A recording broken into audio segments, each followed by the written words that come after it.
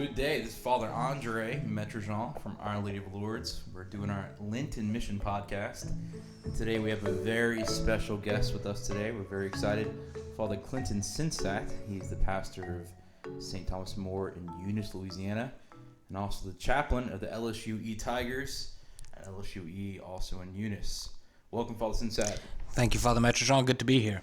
So today we're going to have a little mini podcast, about 15 minutes, and we're going to talk about the very classic doctor of the church, who's very close to Dawson Priest, that's St. Francis de Sales. And Father Sensat is going to share a little bit about St. Francis de Sales, because all throughout this Lent, we're going to post little snippets of his classic work called The Introduction to the Devout Life, a great Lenten book, and we're going to go through it together as a parish. So Father Sensat, tell us a little bit about St. Francis de Sales. Well, St. Francis de Sales is an old friend of mine. Actually, whenever I was 18, I was in Annecy, France for my senior trip, which is an alpine tour. And I didn't know anything about the faith at the time, so I went to go pray because I wanted to go pray in front of St. Francis de Sales, and I couldn't find his body anywhere. And it was the place where he was supposed to be buried, and I came back and I was all upset, and I said, I went to go pray into the saint, but I couldn't find his grave anywhere. All there was an altar with his name on it. And the guy who had sent me was like, dude, that was his body. I'm like, oh. So at least since the time I've been 18, I've been trying to find Francis de Sales and trying to understand St. Francis de Sales. He died in 1622 there. And was a major force in both the Catholic Reformation and in struggling against the Protestant Reformation. He was Specifically the Calvinists, right? Yes, he was Bishop of Geneva in Switzerland, and the Calvinists had taken Switzerland over, especially Geneva. They were kind of running it as almost, sadly, a theocracy, a kind of theological police state. And so Catholicism was outlawed, and Francis de Sales was named Bishop of Geneva. And so how are you going to reach your people in Geneva if it is illegal for you to be there? So he set up a shop in Annecy, France, and he would sneak into Geneva by night. And one of the stories that I appreciate most, Father Metrojean, since you and I are both men who are not of slight stature, I think you might appreciate this. He was a heavy-set guy, a big guy, and he was in his 50s as a bishop. And what he would do is he would, at midnight, climb over the wall of Geneva and sneak in and say Mass every day. And one night, there was a pouring rainstorm, and he comes in, and he can't get in through the normal ways because they're watching the gates because of the pouring rain. So he circles around the city, and he finds, I haven't been to Geneva, so I don't know exactly where this was, but apparently there was a tree that had fallen over kind of a river, a rushing river that was in the middle of flood stage, and it had fallen over and landed on top of the wall. So he kind of climbed up the mountain, fully vested for Mass, with his stuff for Mass slung across his back. And this 50-year-old bishop, who was a big guy, crawled across this tree about 40 feet above a rushing river and snuck in to do that. And he was a man of great courage. He had, throughout his life, always thought that courage was an important virtue. When he was 15, he realized he was scared of the dark because of the terrible things that lived in the dark, the demons. And he said, well, this is ridiculous. Jesus Christ has conquered the demons.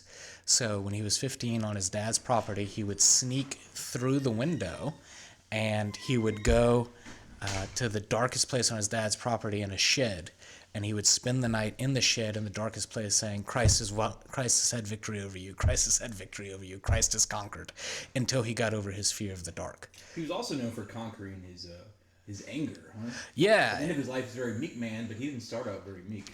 Well, at least not according to him. He said it took him 25 years to conquer his anger, and everybody said, what are you talking about? Because though he was a very spirited man, the kind of man who believed that courage was important, he always practiced a great gentlemanliness. He's known as the gentleman saint. And I believe he was the one who coined the phrase, or at least made popular the phrase, you will win many more flies with a spoonful of honey than you will with a barrelful of vinegar.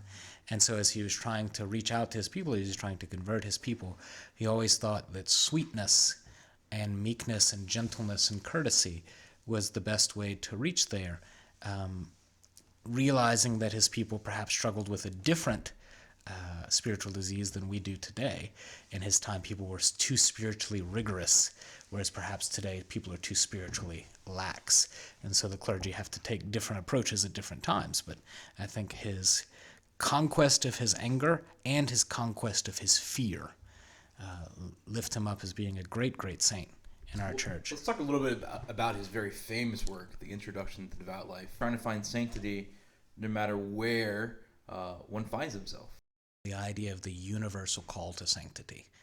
And this, we kind of always knew this. If you're baptized, you're supposed to get to heaven. But there was a real sense, I think, for a long time in the church that sanctity, real holiness, being a saint, belonged to the religious, like monks and nuns, and to priests. And that laity were lucky to get into heaven just by, the skin of their teeth. And Francis de Sales makes the point that, no, everybody's called to holiness, but everybody's called to holiness in a somewhat different manner. And there's a famous line there that it would be completely against the order of good devotion if a bishop tried to live like a hermit, if a layperson tried to live like a bishop, and if a hermit tried to live like a layperson. This would be very problematic. He calls it heresy, actually. Yes, he does. The heresy of saying you can't find true devotion in every state of life, which of course you can. Nevertheless, as gentle and as simple as he makes things, he still demands everything of you, because what he teaches is nothing short of the gospel. And there's no getting to heaven with us saying, well, I'll pray a little bit extra and try to be a little bit nicer. That's not the path to sanctity. It still demands a complete renunciation of our will and of our sin, even if we don't all have to become hermits. But the second thing I would say, and I told my people this not too long ago, is that in my view, and it is a considered view, The Introduction to the Devout Life is one of the 5 most important books written in the history of Catholicism, the other 4 being The Life of St. Anthony of Egypt, The Confessions of St. Augustine, the Summa Theologiae, and The Imitation of Christ. That if you look throughout the history of Catholicism, those 5 books after the Bible have had the biggest impact on Catholic devotion, on Catholic spirituality, and frankly, on making Catholic saints. So, though The Introduction to the Devout Life is very easy read, I find, though it is very simple and beautiful in its theology. It's still challenging. Incredibly challenging. And I think in that way it shares a lot of the qualities of the Gospels, which are not difficult reads, just difficult to live, Speaking of it not being a difficult read, St. Francis de Sales himself, in his preface to the Treatise on the Love of God, he quotes one of the bishops who gave a favorable review of the Introduction to the Devout Life, and the bishop said, "I particularly want to applaud you on the shortness of your chapters. For as a man will divert from his path a few meters to see a beautiful garden, but will not go miles out of his way to see the same garden, so also I will make it to the end of your chapters, but would not read further had they been longer." And Francis de Sales thinks that of all the good reviews of Introduction to the Devout Life, that was the one that was most important, that he has short chapters.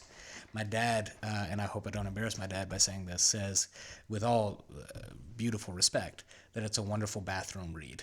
It is. They are short. They are brief. So yeah, you can be doing pretty much anything and read those. That's why they're perfect for Lent. We're choosing those for our digital mission because they're so easy to digest. Let's talk a little about the book itself. One of the big themes, obviously, of this book is devotion. And our modern understanding of devotion might be a little different than his. What did he mean by growing in devotion? Well, that's an excellent question. I would say that what Francis de Sales means by devotion is what St. Benedict means by zeal, and what St. Ignatius of Loyola means by generosity in his prayer for generosity. That it is a love that is not a quiet love, that is not a love that is mediocre, that is not a love that is satisfied with just meeting the bare minimum, but rather, and Francis de Sales explicitly says, that love is a fire and devotion is the flame, that it is an explosive love, so that manifests itself in different ways in different people's lives, but that what is at the heart of this is, and I think because, as you say, devotion has perhaps negative connotations today, read it in light of those other two saints and to say, well, this is zeal. This is generosity for the Lord. This is what St. Francis of Sales. Yeah, this is what he's trying to get at.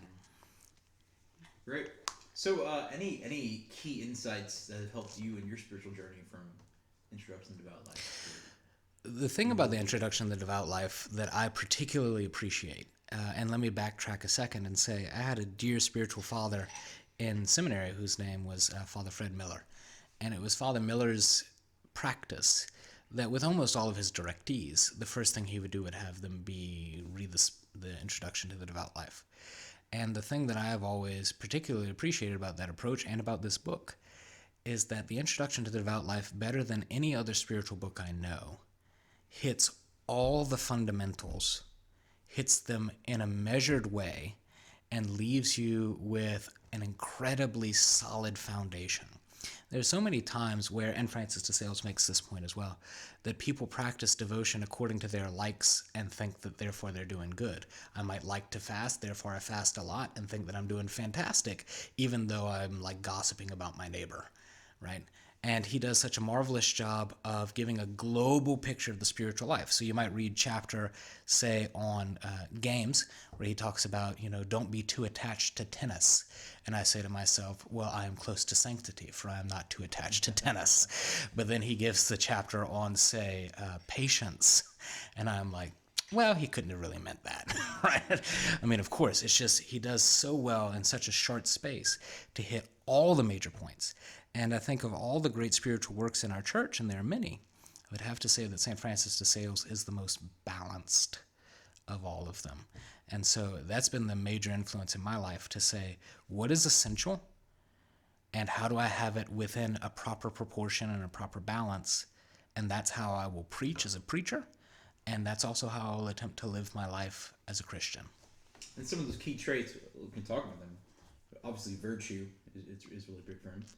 Asceticism, giving up, sacrificing for the Lord, conquering sin, and mental prayer. Let's talk a little about mental prayer. It's a key theme for him in the book. A lot of people don't really know what mental prayer is. Luckily, he tells you in the book exactly how to do it. So I don't want to jump ahead there of the devotions that y'all have whenever y'all read that. There's particularly one thing in them. I forget, I've read Francis de Sales several times, and so I forget sometimes when he explains what. And so I gave it to a directee, and she was, he keeps on saying to gather spiritual bouquets. What does that mean? And I was like, oh, he must explain that later, and he does explain it later. But this is one of his key themes, is that you will spend some time in the morning. He prefers it in the morning. He's very explicit about that. Doing meditation, mental prayer as best you can. But what's very important is that prayer time not end at the time that prayer time ends, but that you gather some key thought from your meditation that day, and you preserve it like a flower that's been harvested, and he's so French, and you can smell the fragrance of this thought throughout the day. And the idea that's there, though it's expressed in a very Baroque French way, is God gives us time of meditation, but there's normally one key thing God wants us to hear. And then to repeat that to ourselves, because not only do we approach God with our heart and with our mind, but also with our memory.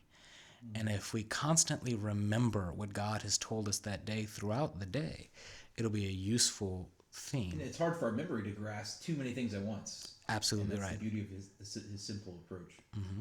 We're kind of winding down. Any last key thoughts about Francis de Sales you would give to people as they read his work throughout Lent? I would say this.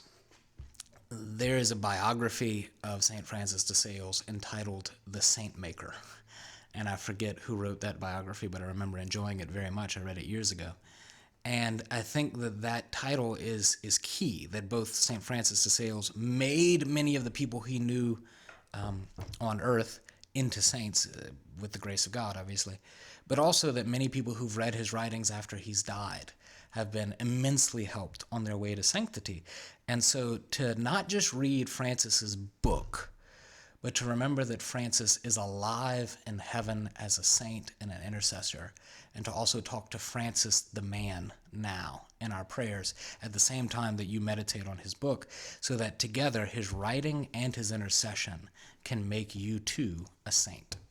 We're wishing you all a holy and happy Lent. Pro Domus in Pace, Nomine Christi. God bless.